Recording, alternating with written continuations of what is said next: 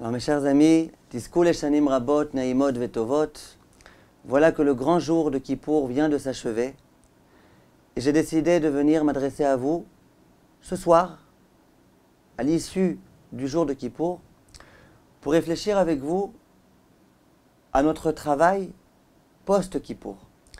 Qu'est-ce qu'Hachem attend de nous dans cette période-là qui succède le jour de Kippour? Se préparer à Kippour, Baruch Hashem, on a eu le temps, 40 jours intensifs de Teshuvah, on savait exactement ce que Dieu attendait de nous, et c'était un travail vraiment fabuleux, extraordinaire. La question qui va se poser, c'est qu'est-ce qu'Hachem attend de nous après Kippour? Je ne sais pas si vous avez été attentif à quelque chose qui m'a personnellement perturbé. À l'issue de Kippour, il y avait une tfila qui s'appelait la tfila de Harvit. Harvit de semaine, un Harvit tout à fait normal qu'on a prié au Beth Knesset. Dans ce Harvit, bien évidemment, on ne disait plus Amelech HaKadosh, on disait Atakadosh. Et voilà que, à un moment donné, on disait Selach lanu avinu ki chatanu, mechol lanu malkenu ki fashanu. S'il te plaît, Hachem, excuse-nous, pardonne-nous des fautes qu'on a commises, parce qu'on a commis des fautes. Et puis à ce moment-là, je me suis dit, mais c'est quand même bizarre. Hachem vient à la seconde de nous expier complètement toutes nos fautes. Il vient de nous pardonner. Ça y est, on est complètement propre. Et voilà que déjà on dit Hachem, pardonne-nous, Hachem, on a fauté, pardonne-nous, etc. Malheureusement, s'il est vrai que cette question, on a pu se la poser ce soir, j'imagine que déjà demain, ou dans une semaine, ou dans 2 semaines, on ne se la posera déjà plus. Parce qu'on comprendra déjà qu'on a eu l'occasion de commettre des fautes, et qu'il y a donc déjà lieu de demander pardon. Quel est notre devoir, mes chers amis, de après Kippour? Comment faire pour pouvoir un petit peu prolonger cette période fabuleuse des 10 jours de pénitence, du jour de Kippour, etc. Il faut savoir, mes chers amis, ce que disait le Rav Baruch Ber. Il disait que l'essentiel de Kippour, c'est l'après-Kippour. Le jour de Kippour, bien évidemment, on a pris des engagements, des résolutions. La question, c'est qu'est-ce qui va se passer ensuite? Il y a des personnes qui, déjà le lendemain de Kippour, ont complètement oublié les résolutions qu'ils ont prises pendant Rosh Hashanah et Kippour. C'est grave. Si ça ne peut pas tenir pendant toute l'année, bon, au moins qu'on se souvienne, le lendemain, 1 semaine, 2 mois, 3 mois après, des engagements qu'on a pris. C'est pour ça d'ailleurs que je conseille en général de les écrire sur un papier, sur une feuille, pour pouvoir s'en souvenir, pour pouvoir de temps en temps relire, pour savoir quel a été notre engagement. Mais dans tous les cas, l'essentiel, c'est la période qui va succéder au Kippour. Voilà pourquoi j'ai été assez choqué ce soir quand j'ai entendu à l'issue de la tfila 2 juifs qui parlaient l'un avec l'autre, et l'un qui était pourtant très religieux, qui disait à l'autre, eh bien voilà, Yom Kippour est terminé, maintenant on va reprendre la routine, le train-train habituel. Et ça m'a choqué. Ça veut dire quoi? Ça y est, Kippour est terminé, c'est une nouvelle page qui va s'ouvrir. Au contraire, il faut à présent réussir à profiter de la période d'après Kippour.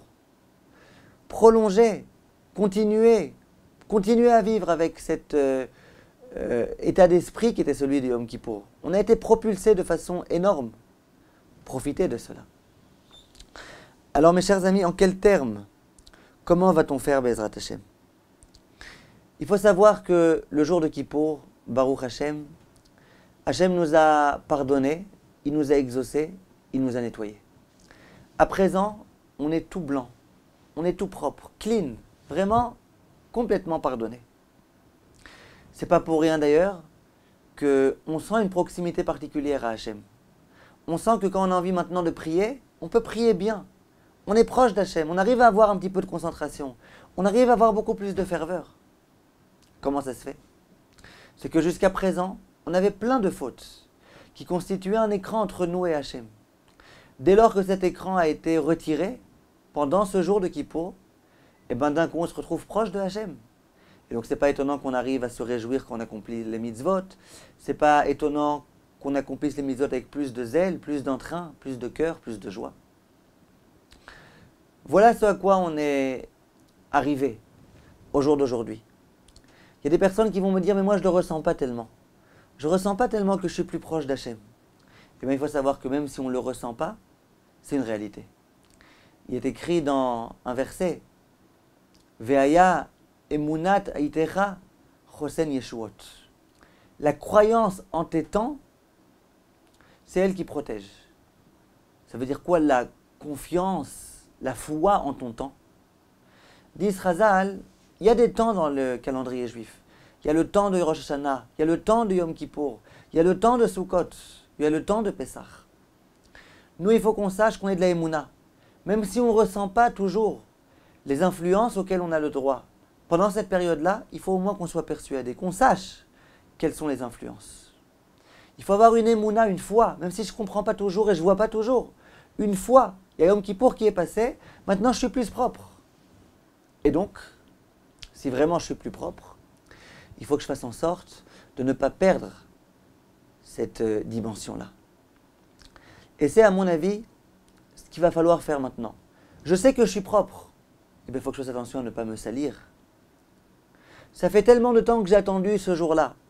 Ce jour de Kippour où enfin je suis complètement propre, complètement nettoyé. Il faut que je me dise maintenant surtout que je ne refaute pas. Parce que la première faute, elle va commencer déjà à me salir. Et la deuxième faute, elle va me salir davantage. Et ensuite, d'attendre la prochaine échéance, c'est dans 1 an. C'est dommage. C'est ça, à mon avis, l'état d'esprit qui doit nous accompagner et qui doit nous habiter durant ces jours-ci. Se dire, maintenant je suis propre. Le premier Lachon Hara que je vais faire, eh bien, ça y est, ça va me salir. La première fois que je vais regarder quelque chose que je n'ai pas le droit de regarder, ça va me salir à nouveau. Il faut avoir peur de cela. Il faut avoir peur de perdre ce statut particulier qu'est le nôtre durant ces jours-ci. Essayez de conserver le plus de temps possible cette propreté. Vous savez qu'il y a un chant qui s'appelle le Shir HaShirim, le chant des chants, rédigé par Shelomo. Et Chachamim vont nous dire que si jamais tous les chants qui ont été entonnés durant toute l'histoire du peuple juif, ils sont saints, ils sont sacrés, ils sont Kodesh, eh bien le Shir HaShirim, le cantique des cantiques, lui il est Kodesh Kodeshim. C'est le saint des saints. C'est donc un chant tout à fait particulier. Dit Rashi au début de Shir HaShirim, qu'y a-t-il de particulier dans ce chant? C'est qu'il est plein d'amour et de Hirat Shamaim. Il est plein de crainte de Dieu. Dit Rashi, c'est un chant durant lequel on reçoit sur soi le joug divin. J'ai entendu une fois le Rav Borodiansky qui disait, je ne comprends pas, Rashi, il n'a pas lu le Shir HaShirim. C'est vrai qu'il dit ça concernant le premier verset, mais il a bien lu avant de commenter le Shir HaShirim, bien évidemment. Shir HaShirim, c'est tout sauf de la crainte. Shir HaShirim, c'est une super belle histoire d'amour. Shir HaShirim, il n'y a aucune crainte. Je t'aime et je t'adore, et je t'aime et je t'adore, et ma bien-aimée, et ma chérie, etc. Quel rapport avec de la crainte? Comment Rashi peut dire que ce chant est plein de crainte de Dieu? On a vu la crainte. De l'amour, je veux bien, mais pas de la crainte. C'est une bonne question, non? Disait le Rav Borodiansky une idée tout à fait prodigieuse. Il disait que quelquefois, lorsqu'on aime vraiment une personne, un être, on a peur de perdre cet amour. Je mérite un amour.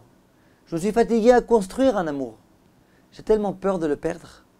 Je suis tellement heureux lorsque j'aime cette personne et lorsque cette personne m'aime. Et j'ai peur qu'à chaque instant, je risque de démériter cet amour. La personne risque de me dire, je ne peux plus te faire confiance. Je t'aime plus. Tu n'es plus digne de ma confiance. Quelquefois, lorsqu'on aime vraiment un être, il y a une espèce de crainte qui vient s'adjoindre à cet amour et qui va permettre à cet amour de se pérenniser. Quelle crainte? La crainte de mal faire. La crainte de déplaire. La crainte de démériter cet amour. Au sein d'un couple, c'est pareil. S'il n'y a que l'amour, le grand amour, grand amour, ça peut tenir quelquefois quelques mois, 1 an, 2 ans. Mais finalement, ça ne tient pas. Il ne faut pas qu'il y ait que de l'amour. Il faut qu'il y ait de l'amour qui soit accompagné d'une certaine crainte. Il faut honorer l'autre. Il faut avoir peur de lui déplaire. Et c'est ça le secret de l'amour. D'ailleurs, une fois, j'ai fait remarquer à mes élèves, lorsque vous écrivez le mot Yir'a, écrivez-le, prenez un papier, écrivez-le. Yud, Resh, Aleph, He. Yir'a, c'est la crainte. En dessous, vous écrivez Ahava. Aleph, He, Bet, He. Ahava, c'est l'amour. et tirer un trait entre les deux. D'accord? Donc là, il y a ira, là, il y a ahava. Tirer un trait entre les deux. Donc là, il y a yud resh, là, il y a aleph he, et en dessous, il y a aleph he, et là, il y a bet he. Et maintenant, lisez. Yir-a, ahava. Comme pour dire que ces deux dimensions-là sont indissociables. Il n'y a pas d'amour qui va pouvoir perdurer si jamais il n'y a pas une certaine crainte qui existe. Disait le Rav Bourliansi, c'est ce qui est écrit ici. C'est vrai que Shir HaShirim met l'accent particulier sur la relation d'amour entre le peuple juif et son Créateur. Simplement, qui dit véritable amour, dit crainte. Crainte de déplaire, crainte de perdre cet amour. Voilà pourquoi dit Rashi, ce chant-là, c'est aussi un chant de crainte. C'est un chant qui est plein de crainte. Parce que qui veut vraiment aimer et veut que l'amour puisse perdurer, doit craindre. C'est à mon avis, mes chers amis, le sentiment qui doit nous habiter durant ces jours-ci. On est propre, on est clean, on est proche de Hachem. On a réussi durant ces jours-ci à se réconcilier avec Hachem, comme on l'a dit dans les cours précédents. On a tissé un lien très fort avec Hachem. Mais maintenant, quel doit être notre sentiment? Un petit peu de peur. On doit avoir peur de ne pas perdre cela. C'est tellement dommage et ça se perd tellement rapidement. Retourner dans le train-train, c'est rapide. Oublier tous ces jours fabuleux, c'est rapide.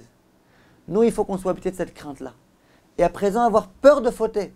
Parce que je sais que si je faute trop, eh bien finalement, j'aurai tout perdu. J'aurais perdu cette relation d'amour avec Hachem.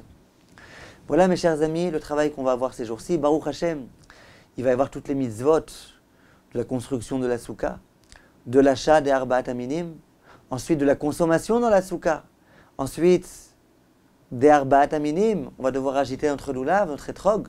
Il va y avoir, Baruch Hachem, énormément de mitzvot, ensuite la fête de la Torah, Simchat Torah. Il va y avoir énormément de mitzvot qui vont nous permettre de rester dans cette relation d'amour, de ne pas se déconnecter complètement. En tous les cas, quand on va sortir dans la rue demain, qu'on soit avec ce sentiment malgré tout, surtout ne pas fauter.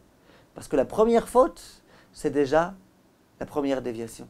Et c'est dommage, on était clean, qu'on reste clean. Voilà mes chers amis, je vous souhaite Bezrat Hashem, Tisko et Shanim Rabot, Neimot Vetovot, que vous restiez propres jusqu'à l'année prochaine. Bezrat Hashem. Et c'est le Seder Hayom qu'il écrit. Le Seder Hayom, lorsqu'il parle de l'issue de Yom Kippour, il dit que Baruch Hashem, ce jour-ci, on doit être très joyeux, parce qu'Akadosh Baruch Hu vient de nous pardonner toutes nos fautes. Il dit qu'il faut faire attention à ce que nos vêtements restent blancs. C'est notre travail de ces jours-ci. Kol Tov, mes chers amis, bon courage, à très bientôt, et bon préparatif pour la fête de Sukkot. Chag Sameach.